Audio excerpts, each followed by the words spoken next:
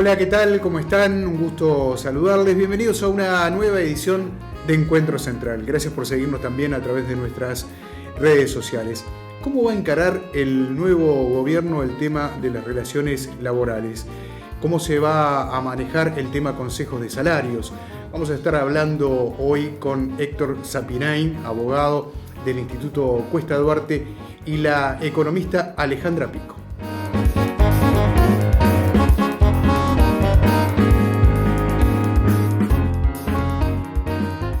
Bien, y ya realizadas las presentaciones, comenzamos a compartir un vaso de agua, un café, en esta mesa con nuestros amables invitados, integrantes del Instituto Cuesta Duarte, como decíamos al comienzo. Muchas gracias nuevamente por estar aquí. Gracias por la invitación. Bien, vamos a hablar de varios temas vinculados a la campaña electoral que terminó hace ya un tiempo, al futuro, pero también pensando en que estos temas ocupan esos círculos concéntricos tan cercanos a nosotros, porque tienen que ver con el empleo, con el futuro de nuestros empleos, con el salario, y no debe haber temas tan relevantes para un ser humano como, bueno, el tener o no tener empleo, las condiciones de trabajo, qué va a pasar con los consejos de salarios, en fin, de todo esto estaremos hablando con nuestros invitados en el día de hoy.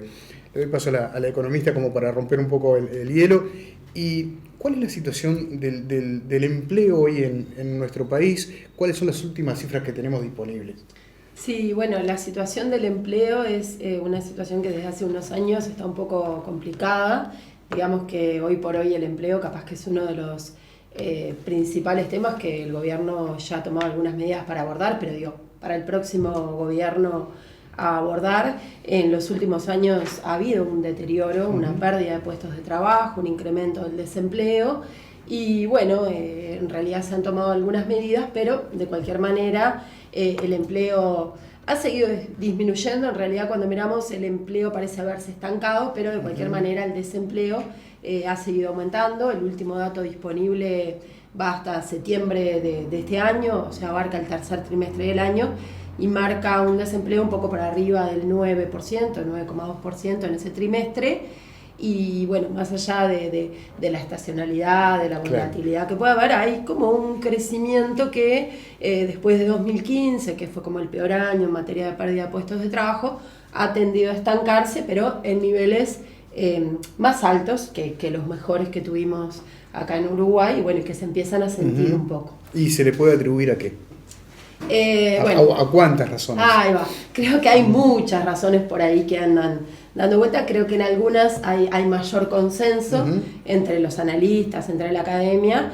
El lentecimiento que hubo en el crecimiento de la economía, bueno, es una explicación bastante evidente. En 2015, justamente cuando mayor cantidad de puestos de trabajo se perdieron, fue el año en que la economía tuvo como un freno, venía creciendo más rápido y ese año prácticamente no creció. A partir de ahí retomó el crecimiento, pero más lento, y no es solo un tema del crecimiento en su totalidad, porque la economía uruguaya, mal o bien, en el medio de todos los problemas regionales y mundiales, está creciendo, sino un poco cuáles son los sectores que crecen, ¿no? Porque en ese promedio de crecimiento que no es tan alto, justamente los sectores más demandantes de mano de obra están cayendo, no están creciendo, y los que impulsan el crecimiento son sectores que capaz que no requieren tanta fuerza de trabajo para producir. Entonces creo que ahí hay un punto de diagnóstico que la mayoría de los analistas, incluso de los diferentes referentes políticos hay consenso, y es que bueno, es necesario reactivar el crecimiento, un mayor crecimiento, y en particular un crecimiento de esos sectores que son más demandantes de mano de obra, que es necesario que vuelvan a crecer. Y bueno, después capaz que hay algunos otros factores o que son más puntuales de algunos sectores en particular que puedan estar operando hoy, y bueno, y después hay otros que capaz que no es tanto consenso. Claro. Que hemos escuchado en el marco de la campaña también, y bueno, y que en general son esbozados por algunos analistas. Claro, Alejandra, para crear empleo genuino es necesario la inversión extranjera, es necesario fortalecer la obra pública, en menor medida quizás trabajar en materia de exportaciones.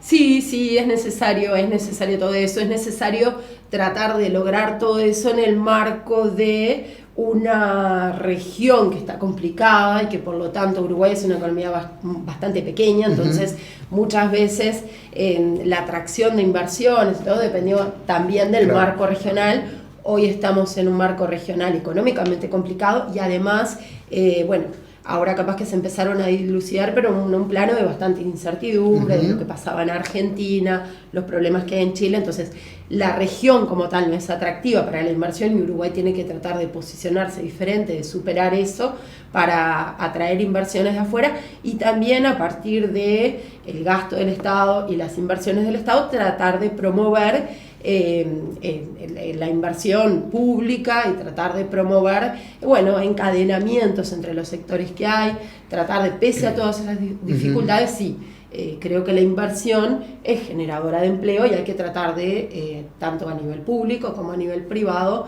posicionarse como un país atractivo para las inversiones. Claro. Creo que un poco en eso también hay acuerdo. El tema, capaz que en lo que a veces hay más diferencia, hoy yo te decía, hay algunas cosas que podemos estar de acuerdo de cuáles son las causas y por lo tanto qué es lo que hay que hacer, y hay otras cosas que no, es que me parece que Uruguay tiene que tratar de encontrar inversiones que le permitan aumentar el empleo sin que se deteriore el empleo, o sea, empleos de calidad, no por la rebaja, porque es algo que también ha estado arriba de la mesa de que capaz que el empleo no está creciendo porque hay muchas rigideces, porque los salarios son muy altos o los costos, y nosotros no estamos de acuerdo con esa explicación y por lo tanto con las conclusiones a la que eso lleva, y creemos que hay que promover inversiones que generen puestos de trabajo de calidad, ¿sí? Hay que volverse atractivo a las inversiones por otras vías, por aumento de la productividad también, pero no por la vía de las rebajas de las condiciones que hoy tenemos de empleo en Uruguay, ¿no? Reglas de juego de las cuales, si te parece bien, hablamos en unos instantes, porque yo creo que el doctor debe ser la persona que más conoce de lo que tiene que ver con relaciones laborales, con consejos de salarios. Es además un exquisito historiador, por lo que recuerdo de la última vez que tuvimos oportunidad de charlar. Por lo tanto, ya hablaremos de los temas de consejos de salarios, pero quería una primera mirada suya sobre el tema del empleo en nuestro país, y quizás con una mirada retrospectiva.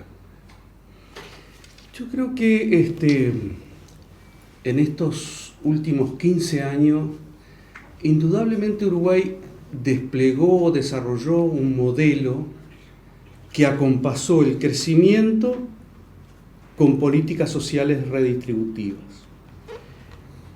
Y sobre todo, en lo que tiene que ver con las relaciones laborales, me parece que se construyeron un sistema de relaciones laborales equilibrado. Que era lo que en la etapa anterior no había sucedido.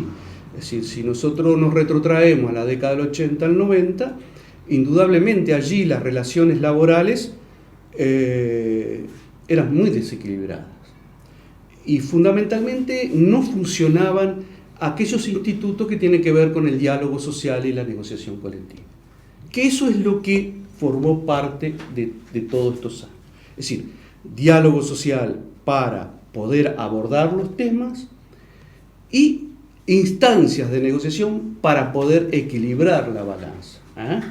Es decir, la negociación colectiva no es solamente un instrumento que pacifica, sino que también permite progresar, y progresar mediante los mecanismos de distribución. Es decir, cuando el trabajador y el empleador se ponen de acuerdo sobre el salario, indudablemente están resolviendo mediante un mecanismo democrático esa fijación de salario. No está siendo fijado unilateralmente por el gobierno de turno ni tampoco por el empleador, sino que es a través de ese mecanismo. Pero también cuando allí en los mecanismos de negociación se negocia otras condiciones de trabajo, allí también incide una toma de decisión democrática sobre la forma, las condiciones de trabajo y de vida de los trabajadores. Y eso apunta a lo que decía la compañera, que no basta solamente con generar empleo, sí, debe generarse empleo. Esos empleos deben ser de calidad. ¿Y qué quiere decir empleo de calidad? Son aquellos empleos que, primero, permiten a la persona tener unos ingresos adecuados, dentro del contexto económico, que siempre es relativo, pero unos ingresos adecuados para poder satisfacer sus necesidades no meramente las necesidades vitales, sino también otras necesidades. Es decir, no es solamente comer, dormir, pagarse el alquiler, es también el acceso a la cultura, a la educación de los hijos, al esparcimiento. Y además ese empleo de calidad, cuando ese empleo se hace en condiciones de que se respeta la dignidad del trabajador, de los derechos del trabajador. El trabajador tiene derecho a sindicalizarse, tiene derecho a que le respeten su conciencia cívica, como dice la Constitución, respecto al derecho de género, a su identidad. Es decir, todo eso tiene que ver con que los empleos sean de calidad, que es lo que ni más ni menos dice la OIT, que el trabajo debe ser decente. Es decir, si nosotros lo traducimos a nuestro vocabulario del Uruguay, diríamos ese trabajo con un sentido de equidad, de dignidad hacia la persona que trabaja. Y yo creo que eso solamente lo da en un contexto donde hay negociación colectiva, donde hay sindicatos y donde hay normas que protegen el derecho del trabajador. Y a mí me parece que eso es lo que ha habido. Es decir, se ha generado empleo. Hoy estamos en una situación, yo diría, de baja empleo. Pero digo, yo recuerdo, fíjese que, por ejemplo, un tema que a veces no ha estado en la campaña, o por lo menos que yo no lo he escuchado que lo hayan dicho. En el año 29 en el país, en el año 29 hubo el famoso crack del sistema capitalista, que afectó al mundo entero, y entre ellos a nosotros. Nosotros terminó con una ruptura institucional. La crisis del año 2008-2009, muchos analistas internacionales y economistas han dicho, se asemeja y no sé si no fue superior a aquella. Sin embargo, el Uruguay lo transitó con tranquilidad. Por supuesto que hubieron los sectores, hubieron 2 o 3 sectores que eran los más afectados porque ya venían afectados, como el sector textil, por ejemplo, y otros sectores, de los cuales hubo algunas medidas que se adoptaron, en ese caso estirando los seguros de paro, dando determinados subsidios. Pero Uruguay transitó esa crisis, que fue una crisis mundial, una crisis de una envergadura tremenda, que hasta ahora está teniendo repercusión, y sin embargo, allí se transcurrió normalmente. Es decir, eso a mí me parece que no ha estado en la campaña, o por lo menos no se ha profundizado. Y vuelvo a insistir, en una sociedad que se precie democrática, es importantísimo el rol que juegan los sindicatos, las organizaciones de empleadores y el rol equilibrado que juega el subsistema de relaciones laborales. Primero, es decir, las normas laborales, el sistema no crea empleo. El empleo lo crea la inversión, la creación, la obra pública, la obra de infraestructuras, todo. Pero depende sí de que ese trabajo sea un trabajo digno, un trabajo decente y que permita a la gente si hay esos otros mecanismos. Claro, un poco a eso me refería cuando hablaba con la economista de las reglas de juego, que quedó pendiente también de dialogar contigo. Sí, y una cosa que mencionaba Héctor que me parece importante es que obviamente sí, los puestos de trabajo tienen que permitir que el trabajador tenga una vida digna, y esto a veces parece medio evidente, pero el trabajo no ha sido ni siquiera siempre una manera de salir de la pobreza de los hogares, ¿sí? Y una cosa que ahí muchas veces se ha deslizado, pero todas esas buenas condiciones, esas reglas de juego, esos altos salarios, aterrorizan a la inversión. En verdad, yo creo que, no comparto el diagnóstico para empezar, creo que en general las inversiones se apoyan, las inversiones grandes, en otros aspectos de estabilidad, de infraestructura en los países, de reglas de juego, que mirar un poco qué es lo que está pasando con el salario, que muchas veces en inversiones, en particular industriales, son un costo bastante pequeño en el total de la inversión. Me parece que recorrer ese camino empieza a ser un poco peligroso. Es un poco lo que nos pasó capaz que en los 90, esa idea, el desempleo, capaz que flexibilizando, adecuando determinadas situaciones, no se mejoró, y después capaz que se tomaron medidas que después es difícil revertir, flexibilizaciones, tercerizaciones, cuestiones que son pérdida de derechos y que después es difícil deshacer, recorrer el camino inverso una vez que se han tomado esas decisiones. Por eso me parece importante que hay un consenso sobre que hoy el problema del empleo está arriba de la mesa, más allá de que se crearon muchísimos puestos de trabajo y estamos lejos de las peores situaciones en materia de empleo en nuestro país. Estamos con un empleo por debajo del 10%, cuando durante mucho tiempo se pensó que el 10% era como el desempleo estructural, y que era difícil bajarlo a ese nivel. O sea, hay que contextualizar.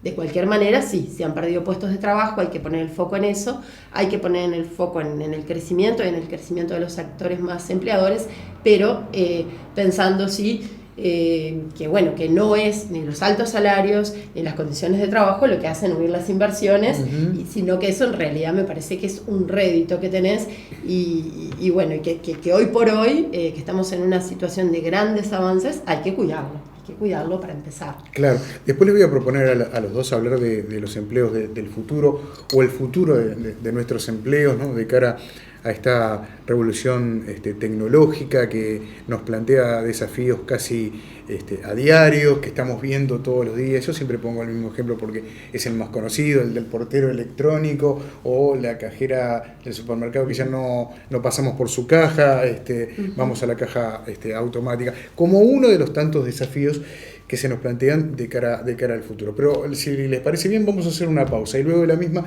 retomamos con ese tema, hablamos de otro gran tema, es el tema consejos de salarios, ¿no? De ese marco del cual usted hablaba, de cómo transitar las relaciones laborales, y algunos temas más vinculados a la región, alguna casuística del empleo. No te voy a pedir de todo el mundo, pero sí tener una mirada de esto nos pasa a nosotros, pero ¿y qué pasa en el resto del mundo con el tema de los empleos? Ya venimos, estamos en Encuentro Central.